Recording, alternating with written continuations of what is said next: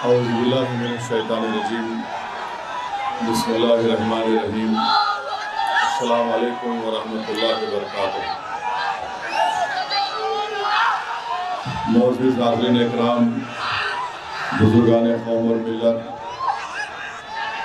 गयूर नौजवान साथियों, मेरी इज़्ज़तदार माँ और बहनों, शहनशीन पर तशरीफ़ फरमा सदर all India Muslim personal law board व सदर जलसा हज़रत मौलाना खालिद सैफुल्लाह रहमानी साहब, मोहतरम जनाब डॉक्टर खालिद मुबश्शिर साहब, अमीर हल्का जमात इस्लामी हिंद, डॉक्टर मोहम्मद अहसन निज़ामी साहब, मौलाना शफ़ीक़ आलम अहले हदीस के सदर तेलंगाना व आंध्र प्रदेश, डॉक्टर हैदर निसार हुसैन आगा रुकने पर्सनल लॉ बोर्ड,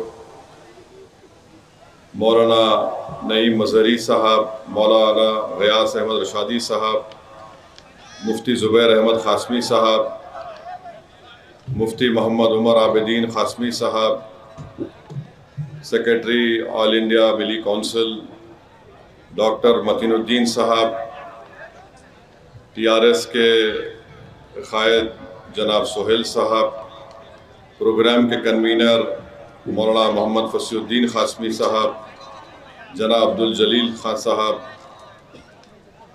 वहीद गुलशन साहब और शहनशीन पर तशरीफ़ फरमा तमाम मुअज़्ज़िज़ीन, हाज़रीन इकराम, अज़ीज़ान मिल्लत इस्लामिया, मुअज़्ज़िज़ हाज़रीन इकराम, मेरी आप तमाम से ये अपील है कि हमको मुत्तहिद रहकर और पूरी डिसिप्लिन में रहकर जो all India Muslim personal law board ने जो एहतजाज का प्रोग्राम बनाया है उसमें आप लोगों को उसमें शिरकत भी करना है और उसको कामयाब भी करना है।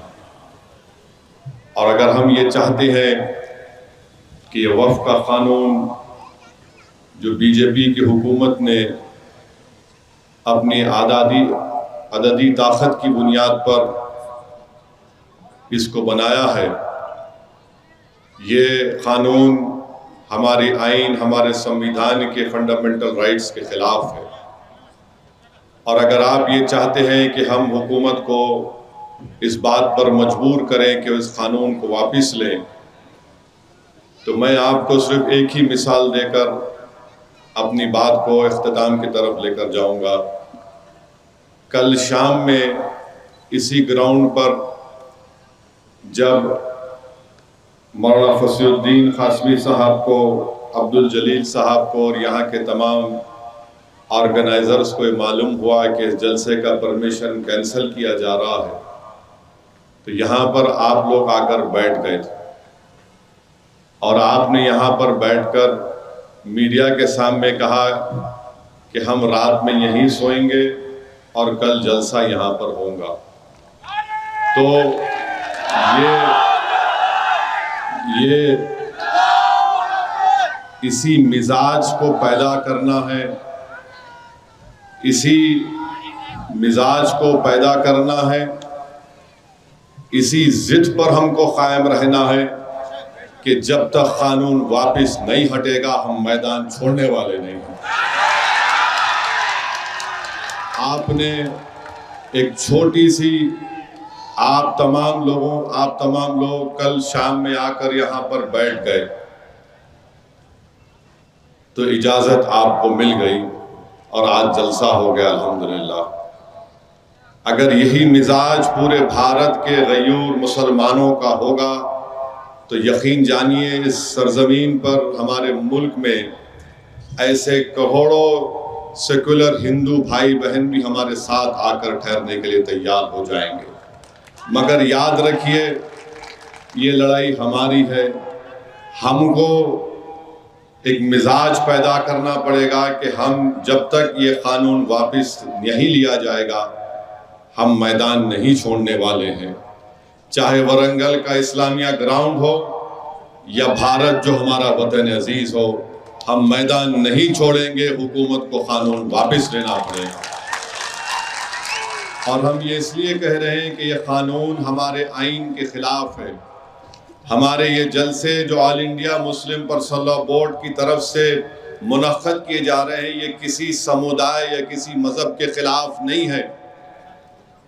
हम तो हमारे हिंदू भाइयों को, हमारे बैकवर्ड क्लास के भाई बहनों को, दलित भाइयों को, आदिवासी भाई बहनों को, ईसाइयों को, सिख भाइयों को, बौद्ध धर्म के मानने वालों को, जैन धर्म के मानने वालों को, ईसाईज़म जो ईसाई हैं उनको ये पैगाम दे रहे हैं कि ये जो कानून मुसलमानों के खिलाफ बनाया गया है, ये कानून हमसे वो चीज़ें हमसे छीन लेता है जो हिंदू धर्म के एंडोमेंट बोर्ड को हासिल है।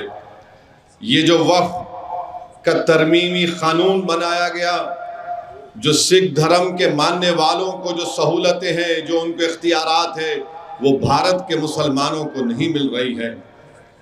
हम उनको बता रहे हैं कि हम यही चाहते हैं कि जब आपके लिए कोई चीज़ अच्छी है, जब हिंदू एंडोमेंट बोर्ड के लिए अगर ये चीज़ अच्छी है कि वहाँ पर कोई गैर हिंदू मेंबर नहीं बन सकता, जब सिख गुरुद्वारा प्रबंधक कमेटी में कानून है कि कोई गैर सिख मेंबर नहीं बन सकता, जब आंध्र प्रदेश में तिरुपति देवस्थानम का कानून यह है कि उसके बोर्ड का मेंबर कोई गैर हिंदू नहीं बन सकता, तो हम यही कहना चाह रहे हैं कि हमारे वक्फ बोर्ड में भी कोई गैर मुस्लिम मेंबर कैसे बन सकता है। जब आपके पास लिमिटेशन का कानून अप्लाई नहीं होता, लागू नहीं होता, अगर कोई हिंदू धर्म की मंदिर की जायदाद पर काबिज है तो वो उसको काबिज करार दिया जाता है। अगर कोई गुरुद्वारा प्रबंधक कमेटी की जायदाद पर कोई लैंड ग्रैबर बैठा है तो उसको लैंड ग्रैबर रहता है वो। मगर यहाँ पर बीजेपी की हुकूमत ने कह दिया कि जो वक्फ की ज़मीन जिसका मालिक अल्लाह है, अगर कोई नाजायज़ काबिज है 12 साल से, तो लिमिटेशन के कानून के तहत वो मालिक बन जाएगा। ये हमारे देश को समझने की ज़रूरत है। अगर आपके लिए कोई चीज़ अच्छी है तो हमारे लिए बुरी कैसी हो गई बताओ आप। तो इसीलिए हम हमारे दीगर तमाम अपनाए वतन से अपील कर रहे हैं, ये जो कानून बनाया गया है ये मुसलमानों के हक में नहीं बनाया गया है। ये मुसलमानों की वक्फ की जायदादों को छीनने के लिए बनाया गया है। ये मुसलमानों की मस्जिदों को, दरगाहों को, खानखाहों को, इमाम बाड़ों को, कब्रस्तानों को, ईदगाह को छीनने के लिए कानून बनाया गया। इससे वक्फ बोर्ड का कोई फायदा नहीं है। और बीजेपी ये झूठ बोलती है कि हमने मुसलमानों के फायदे के लिए कानून बनाया। हरगिज नहीं बनाया तुमने मुसलमानों के फायदे के लिए। जितने मुसलमानों के जिम्मेदार ऑर्गेनाइजेशंस थे पूरे भारत के, जो हमारी पार्लियामेंट की कमेटी के सामने आए, उन तमाम ने इस बिल को रिजेक्ट किया, मुस्तरद किया। और जो बीजेपी के इशारों पर नाचने वाले हैं, जो जमीर फरोश हैं, जो डरते हैं मोदी से और अल्लाह से नहीं डरते, वो इस कानून की ताईद में है। और हम इन लोगों को भी मुस्तरद करते हैं। अब बीजेपी ये कहती है कि हाँ मुसलमान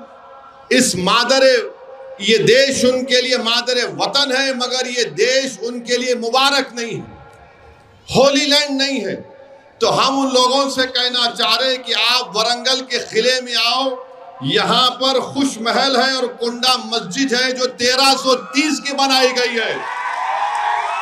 1330 से उस कुंडा मस्जिद में अल्लाह अकबर की सदाएं दी जा रही हैं। हम इस सरजमीन पर सजदा कर रहे हैं, अल्लाह की इबादत कर रहे हैं। तो बताओ, जब 100 साल से हम इस जमीन को अपनी मुबारक जमीन मानकर सजदा कर रहे हैं, इबादत कर रहे हैं, तो आपको क्या इख्तियार दिया जाता है कि आप ऐसा कहें कि ये होली लैंड नहीं है? क्या तुम डिसाइड करोगे होली लैंड नहीं है ये? अरे सावरकर की थियरी को हम रिजेक्ट करते हैं। सावरकर जो भी लिखे वो तासुब की बुनियाद पर लिखे थे।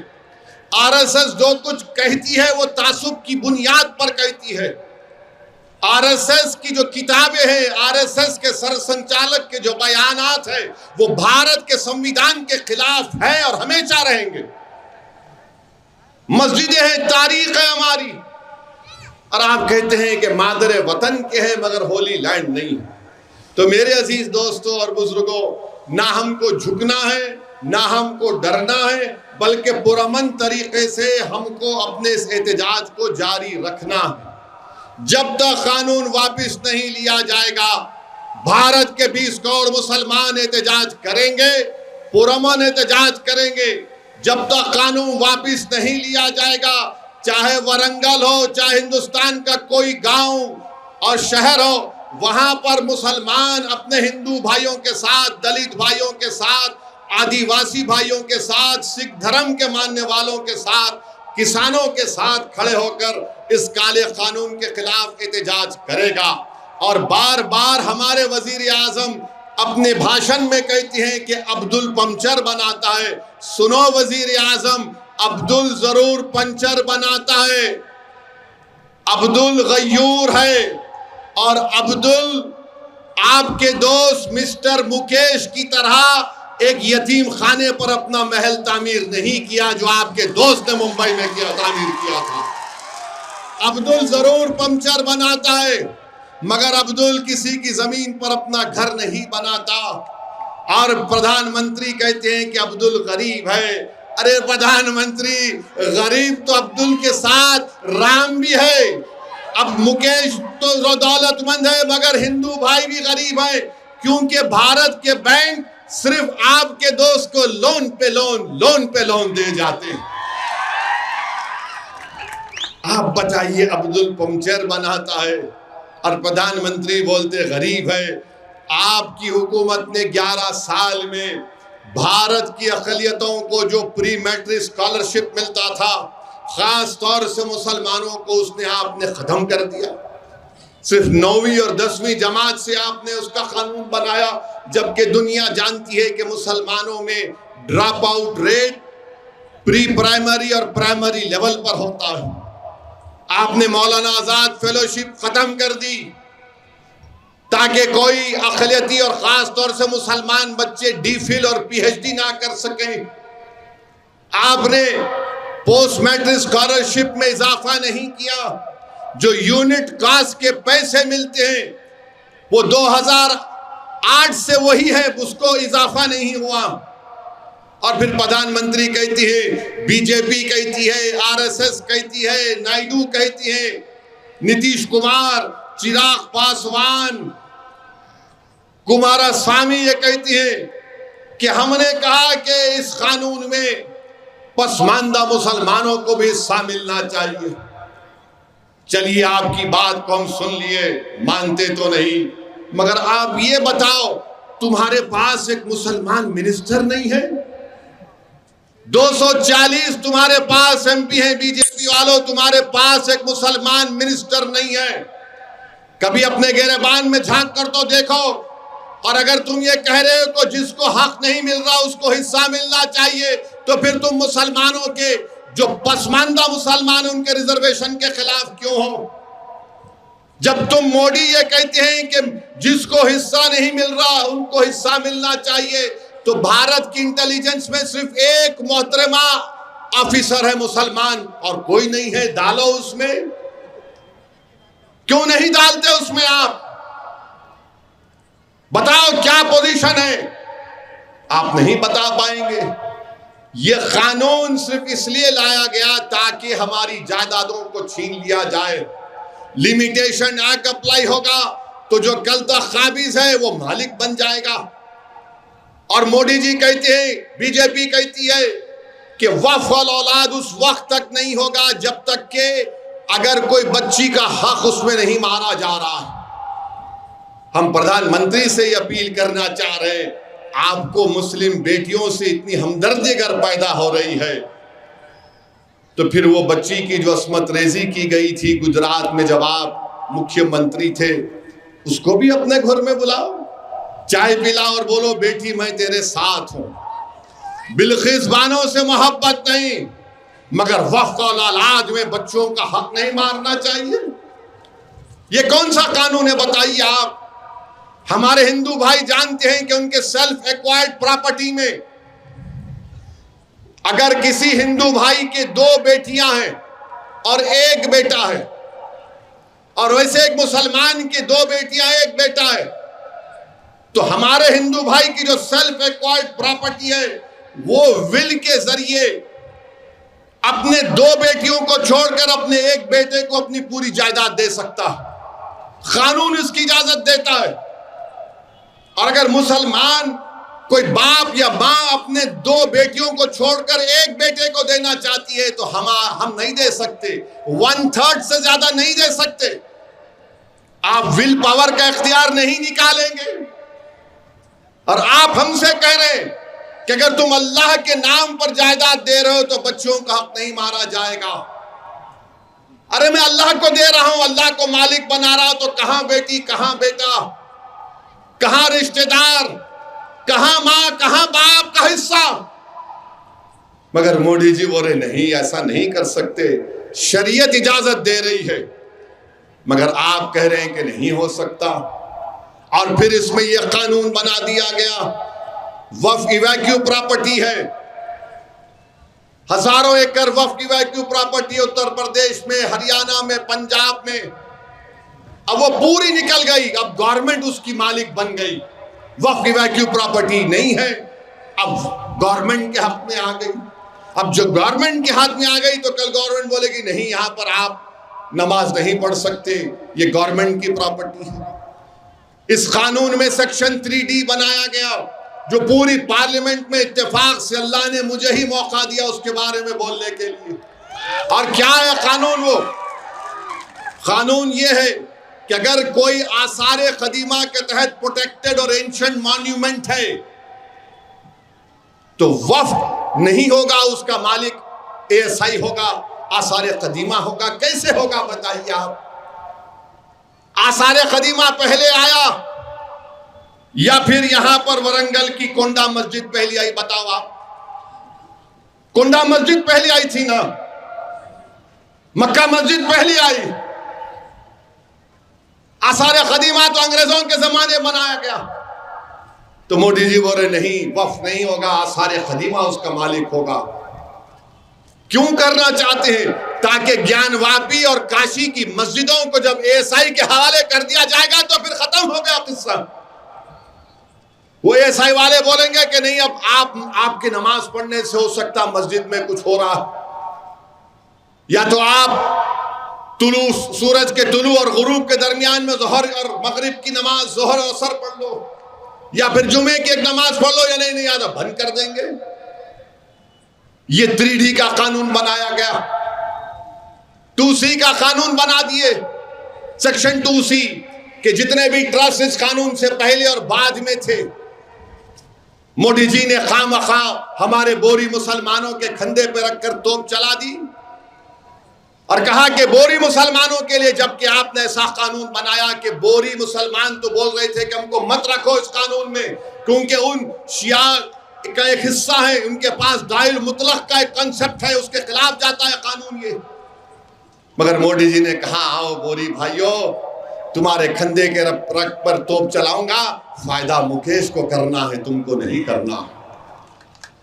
हम लोग क्या बोलते हैं कि मामू की दुकान पे नाना की फातिहा हो गई। ये काम मोदी जी कर दिए। और बार बार बोल रहे बीजेपी वाले नहीं नहीं मुसलमानों के लिए हक में बनाया गया है। और बीजेपी एक पॉम्फलेट निकाली जिसमें लिखते हैं कि 70% वक्फ की जायदाद पे कब्जा हो गया। अरे भाई, जब कब्जा हो गया तो आप लिमिटेशन कानून क्यों अप्लाई कर रहे हैं? तो बीजेपी वाले बोलते हैं ओवैसी बहुत सी जायदाद पे कब्जा करके बैठा है। अरे भाई साहब कहां है बताओ, मैं भी देखना चाह रहा हूं। कहां है बताओ, वहां किधर है, कौन सी जायदाद है? अगर कब्जा करके बैठा है तो तुम मेरे को मालिक क्यों बना रहे? फिर मेरे भाई, ये कानून आपकी मस्जिदों को छीनने के लिए बनाया गया है, याद रखो। पार्लियामेंट के सामने मस्जिद है जिसके इमाम मोहिबुल्लाह, मौलाना मोहिबुल्लाह हैं, जो रामपुर के MP हैं। बीजेपी कहती है कि वो मस्जिद गवर्नमेंट की प्रॉपर्टी है, वक्फ की नहीं है। अगर यह कानून रहेगा तो कल उस मस्जिद पर पोस्टर लग जाएगा कि ये गवर्नमेंट की प्रॉपर्टी है, वक्फ की नहीं है, मोहिबुल्लाह तुम नमाज नहीं पढ़ा सकते। मैं मिसाल देकर आपको बता रहा हूं, वक्फ बाय यूजर नहीं रहेगा। वक्फ बाय यूजर कैसे नहीं रहेगा? हम हमारे हिंदू भाइयों से मैं कह रहा हूं, BN मुखर्जी जो एक हाई कोर्ट के जज थे, जिन्होंने हिंदू धर्म के बारे में जो किताब लिखी उसमें लिखा, जिसको अगर कोर्ट में कोई हिंदू धर्म का मुकदमा गया तो BN मुखर्जी की किताब का हवाला दिया जाता है। और BN मुखर्जी ने लिखा कि अगर कोई चीज इस्तेमाल होती है तो वो मंदिर की जायदाद बन जाती है, कोई चीज इस्तेमाल होती है तो मूर्ति की जायदाद बन जाती है। तो जब वहां पर जायदाद बन जाती है तो यहां पर क्यों नहीं बन सकती? वक्फ बाय यूजर, जिसको राम मंदिर, बाबरी मस्जिद के केस में सुप्रीम कोर्ट ने अपील किया, मगर मोदी कहते हैं वक्फ बाय यूजर निकाल दो, और कहते हैं कि अगर गवर्नमेंट की प्रॉपर्टी होगी और अगर कोई डिस्प्यूट होगा तो वक्फ बाय यूजर नहीं होगा। झगड़ा अगर वक्फ बोर्ड और गवर्नमेंट में होगा तो कलेक्टर के ऊपर एक ऑफिसर डिसाइड करेगा। अब 6 महीने के अंदर सेंट्रल वक्फ पोर्टल के ऊपर तमाम वक्फ जायदादों को रजिस्टर करना है। जब आप रजिस्टर करेंगे तो वरंगल का कोई एक संघ परिवार का शख्स जाकर कलेक्टर से कहेगा इसको रजिस्टर नहीं कर सकते आप, क्योंकि ये मुसलमानों की नहीं है। तो कलेक्टर इंक्वायरी ऑर्डर करेगा, इंक्वायरी ऑर्डर करते ही वो वक्फ नहीं रहेगी। कलेक्टर इंक्वायरी ऑर्डर करके सो जाएगा, रिटायर हो जाएगा, इंक्वायरी कंप्लीट नहीं होगी, हम अपनी वक्फ की जायदाद को खो देंगे। मेरे भाई, इस तरह से इस कानून को बनाया गया, कोई चीज नहीं बचेगी। ये हमारे वजूद की लड़ाई है, ये हमारी शनाख्त की लड़ाई है, ये हमारी बका की लड़ाई है। अगर आज आप जरा सी भी काहली करेंगे तो याद रखिए आने वाली नस्ल हमको कभी माफ नहीं करेगी। जिस तरह आपने कल इस मैदान में मुट्ठी भर मुसलमान यहां पर बैठ गए थे, हम नहीं उठेंगे, जलसा होगा कल। अगर भारत के 18 करोड़ मुसलमान, 20 करोड़ मुसलमान में से अगर 15 करोड़ ये तय कर लेंगे मैदान नहीं छोड़ेंगे, या तो कानून जाएगा या फिर हम इस जमीन के अंदर चले जाएंगे, तो कानून वापिस होगा इंशाअल्लाह ताला। तो मेरे अजीज दोस्तों और बुजुर्गों, मेरी इज्जतदार माँ और बहनों, हम तमाम को अपनी अपनी जिम्मेदारियों को समझकर उसको निभाना पड़ेगा। कानून के दायरे में रहकर हमको अपनी लड़ाई को जारी और सारी रखना पड़ेगा। डरने और घबराने की जरूरत नहीं है। और हम चंद्रबाबू नायडू को भी कह रहे हैं, तुमने बहुत बड़ा धोखा दिया। तुम ये समझ रहे हो कि तुमने अपने ससुरे को धोखा दिए तो तुम दोबारा इख्तिदार पर आ गए। नायडू, तुमने भारत के आईन को धोखा दिया है। नीतीश कुमार, तुमने भारत के आईन को धोखा दिया है। कुमारस्वामी, तुमने भारत के आईन को धोखा दिया है। चिराग पासवान, तुमको अपने वालिद की कुर्बानियों का लिहाज नहीं रहा। तुमने बाबा साहेब अम्बेडकर के बनाए हुए कानून को धोखा दिया है। मुसलमान ना सिर्फ बल्कि पूरे भारत के वो जिम्मेदार लोग जो इस मुल्क के चप्पे चप्पे से मोहब्बत करते हैं, वो कभी इन लोगों को माफ नहीं करेंगे इंशाअल्लाह ताला। आज तुम इख्तिदार में हो, इंशाअल्लाह कल ऐसा वक्त आएगा जब तुम गुमनामियों के वादियों में फिरोगे, और जब तुम रोड पर अकेले चलोगे तो लोग तुम्हारी तरफ देखकर थूकेंगे भी नहीं इंशाअल्लाह ताला। तुमको पहचानने से इनकार कर देंगे कि तुमने भारत को धोखा दिया, तुमने भारत के आईन को धोखा दिया।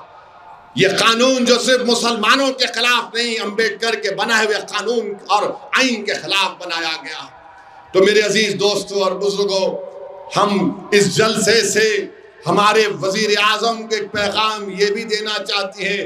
यूनिफॉर्म सिविल कोड की आप बात कर रहे हैं, कौन सा यूनिफॉर्म सिविल कोड जो कबायलियों को, आदिवासियों को उससे मुस्तस्ना कर देता है? वो कैसा यूनिफॉर्म होगा? विल पावर तुम बरकरार रखोगे, कैसा यूनिफॉर्म होगा? तुम लव जिहाद के नाम पर कानून बनाओगे, कैसा यूनिफॉर्म होगा? बताओ कौन सा उसमें यूनिफॉर्मिटी होगी? इसके खिलाफ भी हमको तैयार रहना है। बीजेपी ये कोशिश करेगी, साल कभी वक्त आएगा बोले हम यूनिफॉर्म सिविल कोड बनाना चाहेंगे। यूनिफॉर्म सिविल कोड होगा तो हमारे हिंदू भाइयों को पूछना चाह रहा हूं, क्या दया भागा या मिताक्षरा स्कूल ऑफ थॉट का यूनिफॉर्म सिविल कोड होगा? आप दया भागा स्कूल ऑफ थॉट को मानेंगे, मिताक्षरा स्कूल ऑफ थॉट को मानेंगे? बताइए आप कौन सी चीज को आप मानेंगे? ये देश की खूबसूरती यह है कि यहां पर हजारों कल्चर है, तहजीब है। इस देश की ताकत यह है कि यहां पर बेशुमार मज़ाहिब को और बेशुमार अकायद को मानने वाले लोग बसते हैं। ये देश को एक रंग में रंगा नहीं जा सकता, इस देश को एक तहजीब में नहीं रंग दिया जा सकता, इस देश को एक आइडियोलॉजी में रंग नहीं दिया जा सकता। ये देश वो है जो पूरे विश्व में नहीं है। इसकी ताकत यह है कि यहाँ पर लोग कभी अल्लाह को मानते हैं तो कभी भगवान को मानते हैं, तो फुला को मानते हैं, कोई किसी को नहीं मानते। ये भारत है। भारत ये है जो आरएसएस भारत बनाना चाहती, वो भारत नहीं रहेगा। भारत की खूबसूरती और ताकत अलग है, इसको इनको समझने की जरूरत है। और मैं हमारे महाराष्ट्र की हुकूमत से ये मुतालबा करता हूं कि एक मोहतरमा है, पूना में कानून की डिग्री हासिल कर रहे हैं और रसूलुल्लाह सल्लल्लाहु अलैहि वसल्लम के शान में अनाप शनाप बक रहे हैं। और बाद में जो वारिस पठान और दीगर लोगों ने कंप्लेन किया तो उन्होंने कहा कि नहीं, मुझे पड़ोसी मुल्क से, पाकिस्तान से किसी ने मुझे गाली दी तो मैंने वीडियो बना दिया। अरे मोहम्मद सल्लल्लाहु अलैहि वसल्लम रहमतुल लिल आलमीन है, पूरे आलम के लिए रहमत है। और हम महाराष्ट्र की हुकूमत से मुतालबा करते उन पर कानूनी कार्रवाई होना चाहिए, BNSS के तहत गिरफ्तार होना चाहिए, ये उनकी जिम्मेदारी है। और तीसरी बात यह है कि एक मध्य प्रदेश के मिनिस्टर हैं, उन्होंने एक भारत की एक खातून ऑफिसर के खिलाफ अनाप शनाप बक दिए कि उनको हमने वहां पर भिजा दिया। ये कौन सा चीज है ये? और मध्य प्रदेश की बीजेपी हुकूमत उस मिनिस्टर को गिरफ्तार क्यों नहीं करती? हाई कोर्ट ने FIR दर्ज किया, गिरफ्तार नहीं किए। और वही एक अली खां महमूदाबाद प्रोफेसर ने कुछ गलत बात नहीं की तो हरियाणा की पुलिस प्रोफेसर अली खान महमूदाबाद को गिरफ्तार कर ली। अरे तुम्हारा मिनिस्टर अनाप शनाप गंदी बात कर गया, भारत की एक खातून ऑफिसर के खिलाफ फौज में उसने बहादुरी से काम अंजाम दे रही, उसको नहीं हटाते, उसको गिरफ्तार नहीं करते, मगर गिरफ्तार आप अली खान महमूदाबाद को कर लेते। ये कौन सा इंसाफ है आप बताइए? तो बहरहाल मेरे अजीज दोस्तों और बुजुर्गों, हमको मुत्तहिद रहना है। और मैं जो कुछ भी यहां कह रहा हूं, अब कल तक कोई और ये संघ परिवार के लोग मुझे गाली देते थे, अब पड़ोसी मुल्क के पाकिस्तानी लोग मुझे अपने मुल्क का दूल्हा भाई बना लिए। मगर हम उनको भी ये पैगाम दे रहे हैं, ये हमारे घर की बात कर रहे हैं, तुम्हारी बात नहीं कर रहे हैं। ये हमारी देश की बात है। हमको जमहूरियत इस बात का इख्तियार देती है कि अगर कोई हुकूमत हमारे आइन के खिलाफ कानून बनाती है तो हम उसके खिलाफ एहतजाज कर रहे हैं। जहां तक भारत की सालिमियत का मसला है, उस पर हम सब मुत्तहिद हैं। अगर आज हम भारत की सालिमियत और पाकिस्तान के दहशतगर्दी के खिलाफ खड़े हैं तो किसी मोदी अमित शाह के लिए नहीं, भारत के लिए खड़े हैं।